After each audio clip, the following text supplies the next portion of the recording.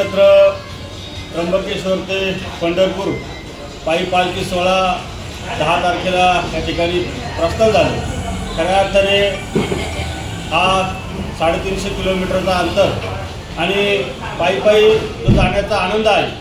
या ठिकाणी वारकरी भाविक संपूर्ण नाशिक जिल्ह्यातून पंढरपूरकडे रवाना झाले आहेत। या ठिकाणी विश्वगुरू संतश्रेष्ठ निवृत्तनाथ संस्थानचे विश्वस्त असतील, अध्यक्ष असतील, यांनी खूप छान या ठिकाणी नियोजन केलं। पालखी सोहळा प्रमुख असतील, यांनी या ठिकाणी खूप छान नियोजन केलं।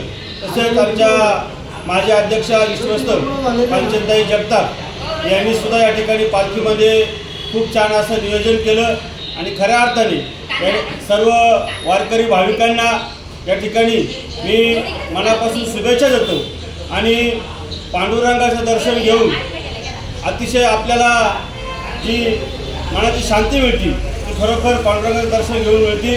मी पुनश्च एकदा आमच्या सर्व मित्रपरिवाराच्या वतीने वारकऱ्यांना हार्दिक शुभेच्छा देतो।